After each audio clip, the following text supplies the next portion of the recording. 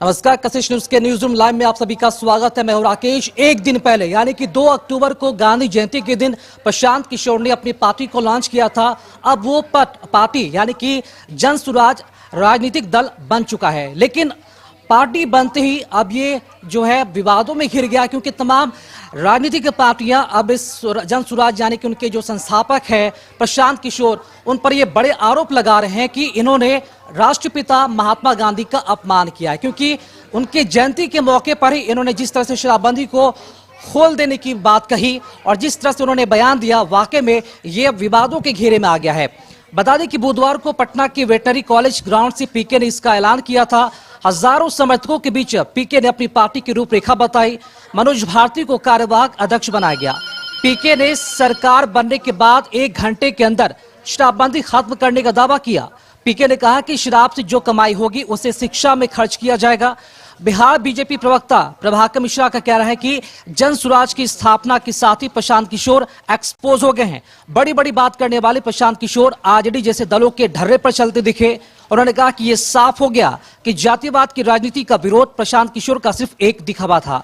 उधर जेडीयू ने भी प्रशांत किशोर पर महात्मा गांधी का अपमान करने का गंभीर आरोप लगाया है। जेडीयू प्रवक्ता नीरज कुमार ने कहा कि 2 अक्टूबर यानी महात्मा गांधी की जयंती पर शराबबंदी कानून को समाप्त करने की बात करके प्रशांत किशोर ने गांधी जी का अपमान किया है।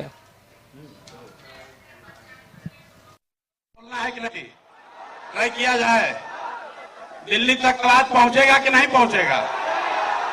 पहुंचेगा कि अन्य मार्ग तक कि दिल्ली तक? अन्य मार्ग तक कि दिल्ली तक? बंगाल तक पहुंचना चाहिए। जहां बिहार बच्चों को किसी ने मारा है वहां ये आवाज पहुंचनी चाहिए। तमिलनाडु तक पहुंचना चाहिए। दिल्ली में, बॉम्बे में जिन बिहार के बच्चों को किसी ने गाली दी है, मारा है, उसका जवाब दीजिए, पूरी ताकत से बोलिए, जय बिहार, जय बिहार, जय बिहार, जय बिहार, जय बिहार। पीछे तक बोलिए, जय बिहार। कहावत है, बंद मुट्ठी लाख की, खुल गई तो खाक की। जन स्वराज पार्टी की स्थापना के साथ ही प्रशांत किशोर एक्सपोज हो गए। बड़ी बड़ी बातें करने वाले प्रशांत किशोर राजद जैसे दलों के ढर्रे पर चलते दिखे। यह साफ हो गया कि जातिवाद की राजनीति का विरोध प्रशांत किशोर का सिर्फ एक दिखावा था। आखिर मन से बार बार यह बताने की उन्हें क्या जरूरत पड़ गई थी कि जन स्वराज के कार्यकारी अध्यक्ष दलित हैं? क्या यह दलितों को अपनी तरफ आकर्षित करने का भौंडा प्रयास नहीं था? पीके भी यह भूल गए हैं कि जन स्वराज के कार्यकारी अध्यक्ष के कसीदे पढ़ने से दलित उनके समर्थन में खड़े नहीं होंगे। यह बिहार है प्रशांत किशोर जी। यहाँ का दलित वर्ग आप जैसे बहुरूपियों के चक्कर में नहीं पड़ने वाला। बौद्धिक जगत में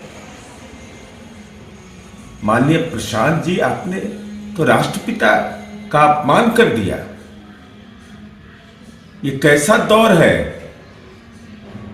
कि पूरे देश के अंदर में 2 अक्टूबर को शराब की दुकानें, जहां शराबबंदी नहीं प्रभावी है, वहां भी बंद रहता है।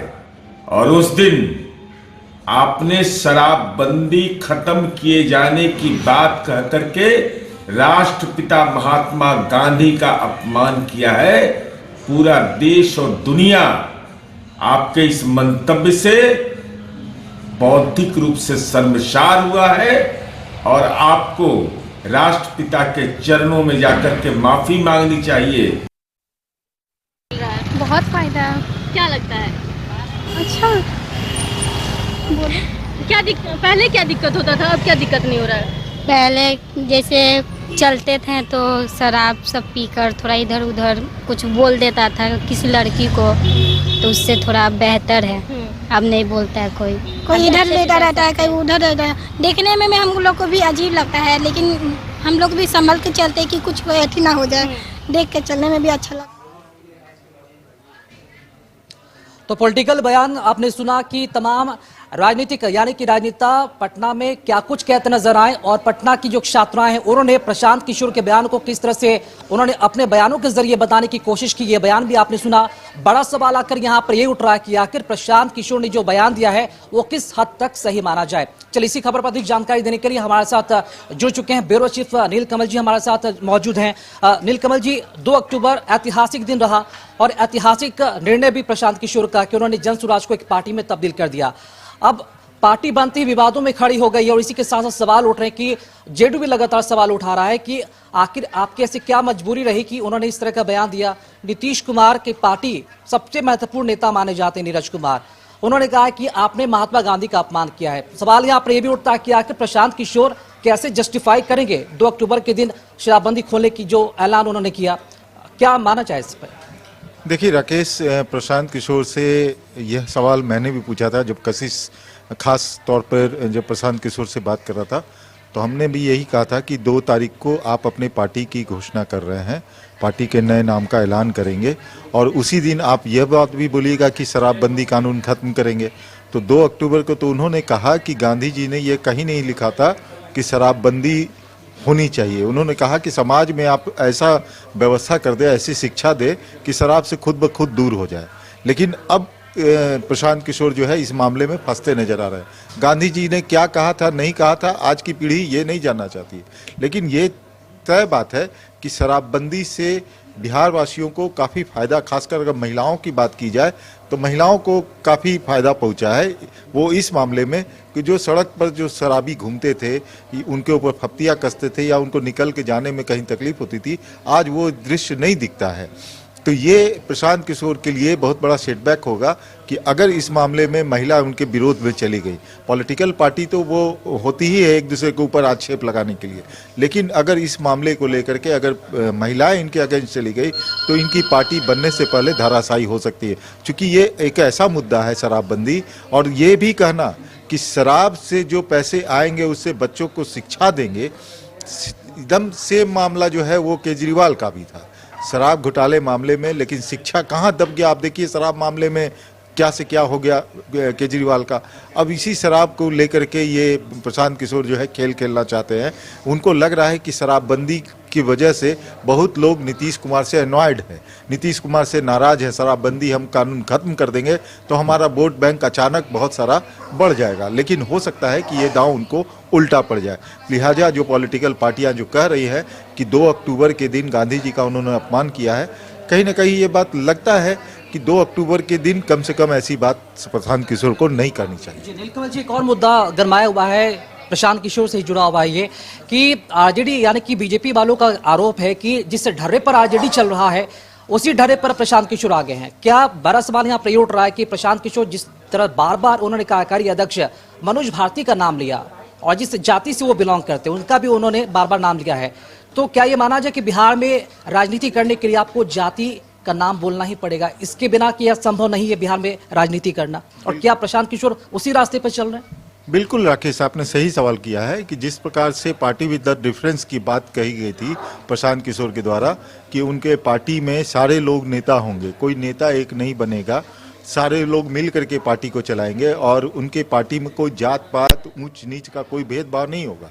और उनको वो बार बार कहते हैं कि हमारी पार्टी में ऐसा होगा कि लोग रिकॉल वाला भी, राइट टू रिकॉल भी, यानी हमारे अगर विधायक जीत गए, अगर 2 साल 2.5 साल में काम नहीं कर रहे हैं तो हम उनको विधायकी से हटा करके दूसरा विधायक बनाएंगे। तो ये राइट टू रिकॉल की बात कहे। अब बोले कि जातिवाद से दूर रहेंगे, तो ठीक है, उनकी बात तो सुनने में अच्छी लग रही थी, लेकिन जब उनका सबसे बड़ा दिन था, जिस दिन पार्टी का ऐलान कर रहे थे वो पार्टी के नाम का, उस दिन अपने कार्यवाहक अध्यक्ष का नाम जो घोषणा कर रहे थे मनोज भारती, निश्चित तौर पे IFS रह चुके हैं, इंडियन फॉरेन सर्विस में रह चुके हैं, IITN रह चुके हैं, 4 देशों में वो एम्बेसडर रह चुके हैं, वो अच्छे व्यक्ति हैं, पढ़े लिखे व्यक्ति हैं। लेकिन उनको अगर सिर्फ ये कहते कि IFS हैं, पढ़े लिखे रहे हैं, IITN रहे हैं, उस ये कह के संबोधित करते और हम उनको कार्यवाहक अध्यक्ष बना रहे हैं, 1 साल का अध्यक्ष का कार्यकाल होगा, ये कहते तो ठीक रहता, लेकिन उसके साथ जाति जोड़ दिए कि ये दलित समाज से आते हैं। इसका मतलब यह है कि उसी पैटर्न पे प्रशांत किशोर आगे बढ़ गए हैं जैसे तमाम पॉलिटिकल पार्टियां चलती है, यानी इनकी पार्टी में भी पूरी तरह से जातिवाद होगा, पूरी तरह से तुष्टीकरण होगा। क्योंकि मुस्लिमों का नाम भी उन्होंने अपने मंच से कई बार लिया कि मुस्लिम जो है हमारे साथ जुड़ रहे हैं। तो ये निश्चित तौर पे जो आम पॉलिटिकल पार्टी होती है, ये केजरीवाल बनने की, जिस प्रकार से केजरीवाल ने अपने आंदोलन से शुरुआत की थी और एक पॉलिटिकल पार्टी उन्होंने कहा था कि हम कोई पॉलिटिकल पार्टी नहीं बनाएंगे, मैं कभी राजनीति में नहीं आऊँगा, यही चीज प्रशांत किशोर कह रहे हैं कि मैं अध्यक्ष नहीं बनूंगा, मैं नेता नहीं बनूंगा। उन्होंने अध्यक्ष बना दिया दूसरे को, लेकिन सेम पैटर्न पे चल रहे हैं। और जब मुख्यमंत्री ये केजरीवाल बने थे तो आप देख लीजिए कि जेल में रहते हुए भी उन्होंने सरकार चलाने की कोशिश की थी। तो सेम पैटर्न पे अब प्रशांत किशोर चल चुके हैं। तो अब दिल्ली का जो हश्र हुआ था, जो हुआ है, जो केजरीवाल की पार्टी का हश्र हुआ है, अब के ये जो प्रशांत किशोर नए नए राजनीति में उतरे हैं, तो अब देखना है कि ये सेम पैटर्न पे चल पड़े हैं जो बाकी राजनीतिक दल चलते हैं। तो party with the difference party इनकी कोई नहीं रही। बहुत बहुत शुक्रिया आपका नीलकमल जी, खबर पर जानकारी देने के लिए। तो दिल्ली के मुख्यमंत्री, आपको याद होगा, हालांकि अब वो पूर्व मुख्यमंत्री हो चुके हैं, उन्होंने कहा था पार्टी स्थापना से पहले और यहाँ पर पार्टी को आगे बढ़ाने से पहले कि मैं बंगला नहीं लूंगा, मैं गाड़ी नहीं लूंगा। उन्होंने बंगला भी लिया, मुख्यमंत्री भी बने और गाड़ी भी लिया। तमाम वो हाव भाव और तमाम वो काफिले के साथ वो चलते दिखे। और आज उनका हश्र क्या है, उनकी पार्टी का हश्र क्या है, ये किसी से छिपा हुआ नहीं है। लेकिन हम बात इसलिए कनेक्ट कर रहे हैं क्योंकि आज के डेट में प्रशांत किशोर भी शायद उसी रास्ते पर चल पड़े हैं। वो भी बिना जाति वाले राजनीति करने की बात कहते थे, वो भी जाति की बात अब करने लगे हैं। और इसी तरह जिस तरह से अब उन्होंने कोई भी पार्टी, कोई भी राजनीतिक पार्टी बनाता है तो महात्माओं के सिद्धांतों को फॉलो करता है, उनके विचारों को आत्मसात करता है और पार्टी में उससे फॉलो करने के लिए कहा जाता है। लेकिन ऐसी राजनीतिक पार्टी जो सिद्धांतों के, जो महात्माओं के सिद्धांतों को ही ताक पर रख दे, आखिर उस पार्टी का क्या होगा भविष्य में, ये देखना काफी दिलचस्प होगा।